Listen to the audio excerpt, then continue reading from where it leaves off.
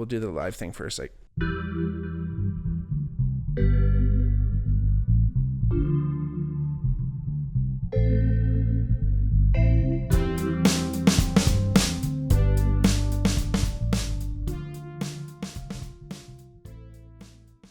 hey everybody, welcome back to the Bigmark podcast. It's me, your host, Bigmark. If it's your first time watching, welcome. If not, welcome back. Like I always say, if you ever wanted to reach out to the podcast, you can hit us up on our DMs, on our Twitter or X, on our Instagram at the Bigmark Pod, at the Bigmark Podcast. You can also, if you are watching on YouTube, hit us up in the comments. We want to hear all about you. Thanks to everyone else who has out there, and keep liking and sharing and sending and telling all your friends about the podcast. Even if you don't support us through Patreon or anything like that, check us out there at patreon.com/BigMarkPod, by the way. But if you don't support us that way, just tell a friend, like and subscribe to the channel, and next thing you know, we tell one friend, we can double the podcast overnight. So thank you all for being here. I appreciate each and every one of you. I'm really excited about today's episode. It's one that's near and dear to my heart, and kind of one of these things I was like, didn't really expect to get back into so many years later, but it was a great show that was on Discovery Channel over the years from January 2003 to March 2016. 17 seasons altogether. A little show called MythBusters. I don't know if anyone's watched that. I don't know if you've ever seen it. If you've never seen it, you're probably wondering, who are the MythBusters? Adam Savage and Jamie Hyneman. Between them, more than 30 years of special effects experience. Joining them, Grandin Mahara, Tori Belleci, and Carrie Byron. They don't just tell the myths, they put them to the test. Now, if anyone's familiar with the show, that's the opening monologue of the show in the fucking opening credits. But the show, you basically more or less uses the scientific method, or parts of the scientific method, elements of the scientific method, so to speak, to test the validity of rumors, myths, movie scenes, adages, like idioms and stuff like that, internet videos, news stories. And again, like it was a show that I used to watch all the time, and it was one of the shining stars in at least in the shows that I enjoyed that were on Discovery Channel. I mean, as a kid, probably a bit of a Franks and Beans kid, but like, I was interested in science and I guess all the different things. Oh, little power surge there. No worries, folks. There's a little bit of a storm brewing here in Hamilton, Ontario tonight. But again, one of the shining stars in the stable of Discovery Channel shows, like I mentioned, that time period. We're talking Orange County Choppers was on there, all the Shark Week shit. What else was fucking like, even back then, we're still talking like Crocodile Hunter type days and shit. Like, oh man, BattleBots, all that stuff, like Discovery Channel, all these different like travel shows and just like science and geography kind of things, like super, super cool. So, MythBusters was, like I said, a shining example of just kind of what Discovery Channel was doing back then. It was just kind of allowing some people to make shows that were informative and educational, and like just getting that out, getting people involved and excited about some of this stuff, right? I mean, like, science and technology can be fucking boring as fuck. Like, let's be real. Like, some people aren't truly interested in kind of the inner workings of stuff. They don't care how a fucking bridge is built. They don't care how things are made, how it's made. There was another huge fucking show from those days on the Discovery Channel. Felt like I watched it all the time. Between that and the Cooking Channel, I feel like that's what I fucking watched constantly as a kid. But there's all this, there's so many people that are interested in it, but even the people who are like, oh, whatever, Dirty Jobs with Mike Rowe, classic example of kind of being like, hey, you might not necessarily have, you might have never been exposed to some of this stuff. Deadliest Catch and crazy stuff like that used to be on and stuff. Like, you might not be exposed to that, but this stuff is out there. There's people working to do this. Someone has to fucking do all this greasy shit. Someone has to make all this shit.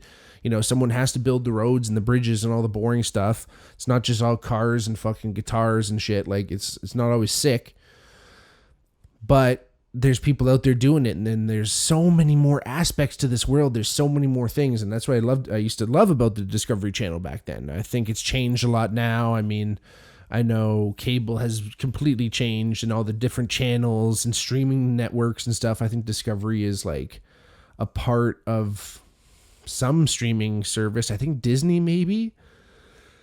Like National Geographic, I think, is a part of it. I don't know. Again, I'm kind of lost on some of this stuff because I don't really have all the streaming things. But when it was on cable, that's how it fucking rolled, man. Like that was the shit. And again, loved watching MythBusters. There was something so I felt the hosts were great. They were engaging. They had a great repartee. They had great chemistry. That being Adam and Jamie, I should say. I mean, the other three were fantastic too, but there's just something really interesting about seeing kind of two very different people on the outside, at least somewhat more introverted versus somewhat more extroverted individual. But again, seeing two people kind of work together that seemingly probably maybe wouldn't necessarily work together, right? So it's always fun seeing that. Again, the reason why this whole thing was sparked again is because I've been watching the full episodes. They have the full episodes up on YouTube right now, and I've been watching some of them. And it's like, holy shit, man. Like, some of these still hold up. It's still pretty interesting. But one of the episodes was one of the duct tape episodes. They did a few on fucking duct tape. Again, sounds boring, but it's super sick because they literally built a bridge out of duct tape in one of the episodes. And Adam had this really cool observation about him and Jamie, where he was saying, all right, being the consummate host that he was, he kind of goes, all right, you can see here, Jamie and I are working together, seemingly not saying anything, seemingly working on completely different parts and at different times and no necessarily a particular order. But there's something about they have this understanding of the end goal and how to get there, and anything that is to be done to get to that goal is totally cool. So they're not always like checking with each other. It's like really cool way of saying, they work together really well. But, presumably they're friends. I mean, it seems like in the creation of the show, they kind of like allowed, or Jamie was one of the first people that was going to be tapped as host, and he actually asked Adam to join him. So they had worked together in the past, in some fashions. But Adam Savage was a special effects designer. He worked on Attack of the Clones and Matrix Reloaded. Like, some of his special effects work was done there. And then Jamie was also a special effects designer, but he was an early competitor on Robot Wars. I don't know if anyone remember those, but Robot Wars, BattleBots, all that shit, super fun. And Jamie was one of the early competitors in that. And I think that's kind of how he got his name and his interests out there as, a tinkerer, a builder, a guy who can kind of figure shit out and get shit done. So it was pretty cool. Like I said, he was the one that was kind of tapped, and then asked Adam to join him as a co-host, which I thought was brilliant. And even with the two of them and their great chemistry, the showrunners or whoever decided to bring on a few other individuals too. And it's really interesting. It's kind of like a little bit of like the science formula, like the science show formula. You have the two main hosts or the three main hosts or one main host, whatever it is. And then you have like kind of subordinate, if you will, co-hosts, sub-hosts, field correspondents, what have you. I remember Popular Mechanics for Kids was a great show. I used to love watching Popular Mechanics for Kids. It was like, I don't know if it was, I think it was American. I don't think it was specifically Canadian, or maybe just the version that we saw here was, but Alicia Cuthbert, Jay Baruchel, it must have been Canadian because all the kids were Canadian. But the version I used to watch, Popular Mechanics for Kids on YTV, I believe, had two main hosts, Jay Baruchel and Alicia Cuthbert, who are both mega stars now. And then underneath them had like a bunch of like younger kids running around doing field correspondence, like that one Tyler kid who's one of the singers in Dwayne Gretzky right now. And then there was like that older dude who used to like teach you how to like do slime or like soundproof a room or like whatever the fuck. So I think they kind of followed that same idea. So with Jamie and Adam doing their hosting stuff, the show kind of worked with, there was a main theme.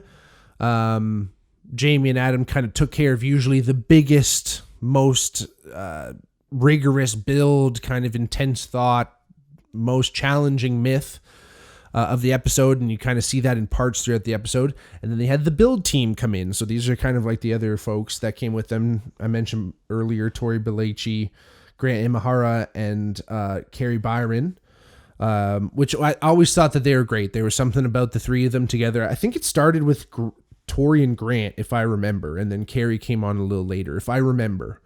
But they just had such funny chemistry together. Tori was kind of like a cool guy. At least he seemed like it. Like he was like, you know, like knowledgeable and sciencey and nerdy, but like a cool version at least. And then Grant was like the kind of complete like stereotype nerd robotics guy, engineer, kind of like Data. Not just because he was an Eastern Hemi, but like because he just was like just had that like whole nerdy kind of like unathletic vibe. And I don't want to this sounds so fucking disparaging. Guy was fucking great. Loved his personality. Loved his on camera antics. And he always fucking went to the hilt, man. God bless Grant. Like I seen him get sick on camera more times than I care to admit. And that's because he never gave up and he fucking kept pushing. So good on you, Grant. And then Carrie Byron, she was involved. The more research I did on her, she kind of was just like a sculptor and a little bit of a personality that came on. So good for her. But I had a major crush on her early in the years. I thought she was mega hot, super smart and cool and funny. And she turned out to be kind of like a wild card addition there, like I said, because I think Tori and Grant started first. Tori kind of comes from model making. That's his background. He did work with Industrial Light and Magic on Star Wars Episode 1 and 2. Actually, the Federation battleships and the pod racers some of them are Tori Belleci's creations, which is super sick.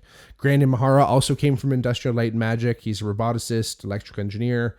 A lot of his work was on Star Wars as well. He's Jurassic Park, BattleBots.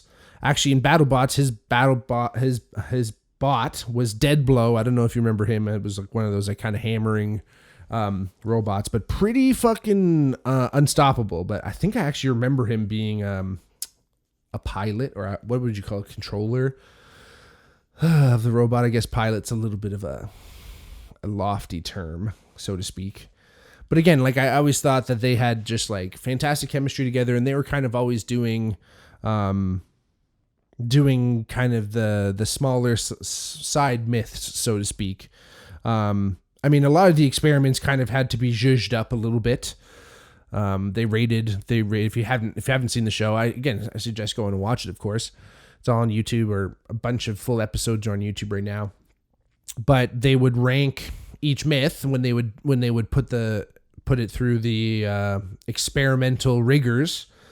They would rate each myth busted, plausible, or confirmed. I mean, busted, obviously, it's a fucking bullshit myth. Didn't work under any of their parameters, no matter how hard they tried. Plausible, maybe under some circumstances it might work, of course. And then confirmed, yes, this myth is 100% not a myth. It's true. So it is not busted.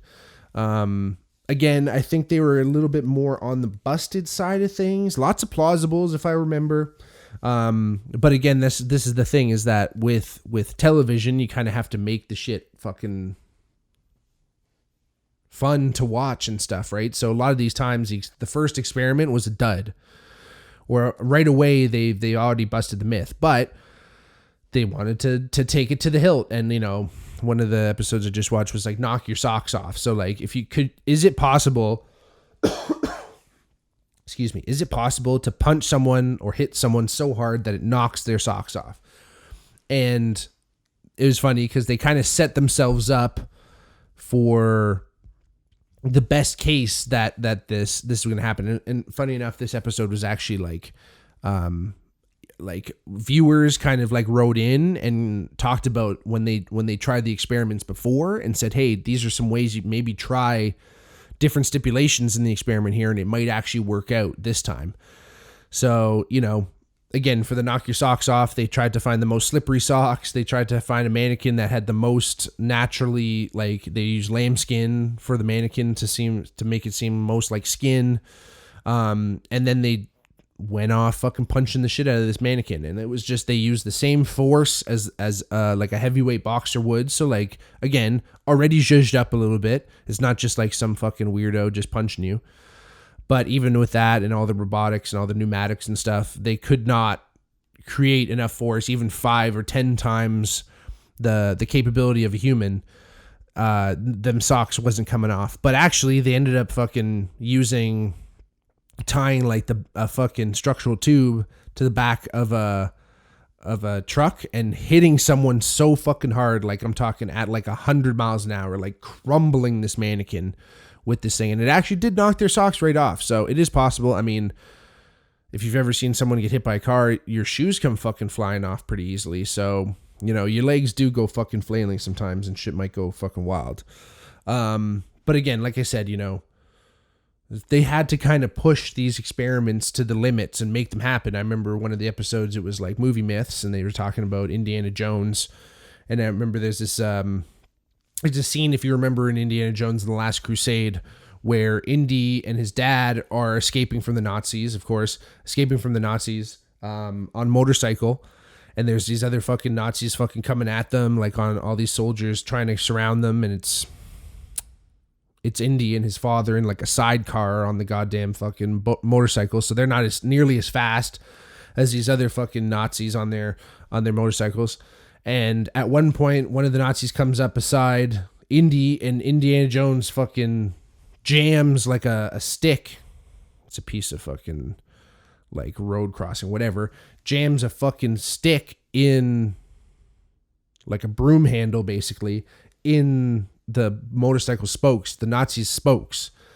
And essentially he jams the fucking spokes, and then the bike proceeds to launch like 20 feet vertically. Like it just fucking shoots straight the fuck up in the air. Like the fuck that would happen, right? Like laws of physics obviously dictate that wouldn't happen. They tried to do it on the show, again, to no avail. I mean, they made it happen. They fucking shot the stick, but like obviously, and I'm sure they knew this when they were going into it, like, just because you stop the front wheel, how is that in any way going to launch the bike straight? Like, if you stop the wheel completely, the bike is just going to completely turn over the front wheel and smash into the ground, obviously.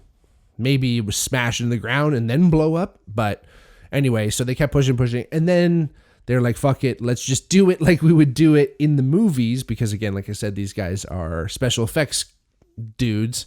And they just showed everyone essentially, okay, this is actually how we just did it in the movie. This is how we made it look, right? So again, sometimes they have to go to the hilt or go to crazy, unbelievable, implausible ways and methods to actually make some of these myths happen. But then it goes to show you, just because it's busted already doesn't mean that they can't make it happen somehow. So for entertainment, it's all for entertainment, right?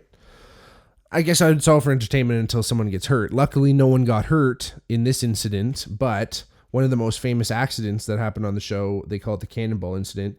They were testing a myth where they had to shoot a cannonball at something, over something, out of something. I can't remember exactly, but they ended up firing it way further than they ever expected it to. And they're usually doing this, like they shoot around San Francisco in California, and they're usually out in like fields and like salt fields or like empty abandoned shits. But I guess they had no idea how far this like homemade cannon was going to shoot this fucking cannonball. And it shoots it and like ricocheted off like a big mound and ended up like flying into this like little community, Dublin, I think, California. Anyway, somewhere in the Bay Area. And like went through a minivan or something like that, and then like bumped someone's house pretty good, and like left a pretty sizable dent. So luckily, again, no one was hurt, but just so fucking sassy. Like, again, you're trying to do this stuff, you're trying to have fun, and just trying to do a show, and next thing you know, you're fucking sending cannonballs into places.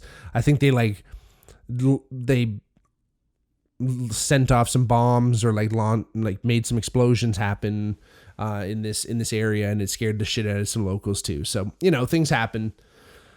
But again, most of the time, no one really got hurt, thankfully. So, some notable eps anyway. I thought the underwater car episode was really interesting. You know, as far as like they kind of showed you how to escape if you're ever in a car that goes underwater. I mean, I pray that I'm never in that circumstance, or any of my listeners here are in that circumstance. But it's good to know, man. Like sometimes, and it's funny, like the human body is really interesting because sometimes if you believe you can do something, your body's probably capable of doing that. But if you've never done that action in real life, and all of a sudden you're in a stressful situation, you have to do that action, it may or may not actually go down the way you think it should. So, for instance, they say, like I remember this from first aid course, they say, like, if you pick up your phone right now, if you haven't done this and you're listening and you're watching, pick up your phone right now and just dial 911 on your phone. Obviously don't call, but just do it, because if you've never ever done it and then all of a sudden someone says fucking call 911, your body could fucking freak out and not know exactly what to do. I've seen people fucking trip out, and it happens. So it's tough to go underwater in a car, but at least when you can see it, you get to see a little bit of visual, and helps with the mirror neurons and all that shit. The Alcatraz escape episode is actually particularly good. Check that one out. They go really, really hard in trying to figure out if those boys could have got out of Alcatraz, and I'm pretty sure at the end of the episode they say like it's highly improbable that like little raft thing that they end up building would work and like stay afloat, and even if it didn't, like they're gonna get eaten by sharks pretty quick. I think those motherfuckers got out of there. Who knows, man? They might have got eaten by sharks though. Fuel efficiency myths. I can't remember exactly what episode that's from, but I remember they tested a bunch of myths like driving with your windows down versus driving with your air conditioning on. Like how much fuel does that save? You know, speeding and all that stuff. Like all these different things. Pretty cool. So helpful, I think. All the duct tape episodes, Duct Tape Island, where they made boats out of duct tape and all these different things. Like it's pretty fucking cool what you can do with duct tape, that's for sure. The MacGyver myths episode, I thought that was also particularly good. I mean, you know, MacGyver is obviously this dude who's kind of fucking figuring shit out and making shit up and using wire and a paperclip and a gumball and fucking deciphering bombs and shit. But it's pretty interesting what some of those myths actually turn out to be somewhat plausible. I don't know if any were confirmed, but not so many busts as you'd think. But this whole thing, you know, watching the show again really makes me think, you know, yes, I don't want to sound like an old fogey here, but you know, every generation has kind of different experiences with technology at the time. I think my generation, or at least people my age, still were around when TV was a pretty strong medium. I mean, the internet has kind of fucking killed TV, which I don't give a fuck about. I think it's good.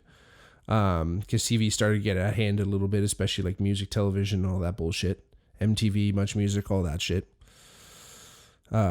Food Network for that matter, and Discovery Channel even, it's all contest shows, and who gives a shit? So it's all Survivor and boring reality shows, right? I mean, again, I'm talking about it, I guess in some ways a reality show here, and I liked fucking Orange County Choppers, which was some way a reality show.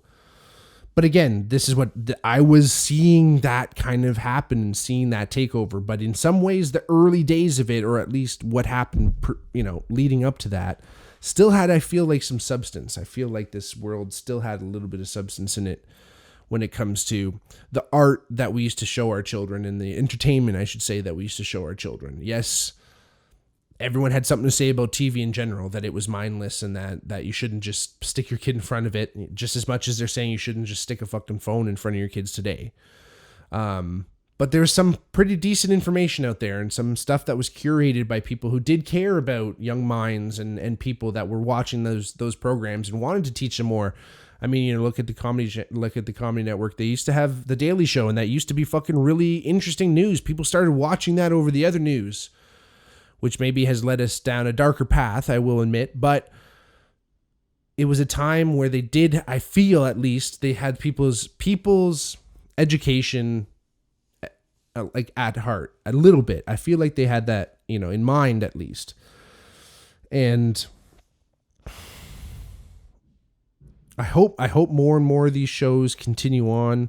I hope that in some ways that it's going to, I mean, with YouTube and everything, these shows are still out there. Like I said, with streaming, you know, there are educational shows, but you just have to get out there. You just have to look a little harder. You just have to kind of find some of these things and make sure you're experiencing them and watching them with an open mind and understanding that, yes, these are educational resources, but just as much as they're educational resources, they're only telling part of the truth, and we got to kind of bring some of that home and make sure that it's applicable to the real world too, right? You know, it can't all just kind of be a fantasy land, right? Critical thinking, understanding, questioning, very important with all this stuff. Thanks everyone for listening. MythBusters rules. I love all y'all. You guys are the best. YouTubes, Patreons. Love y'all. See you soon. Peace.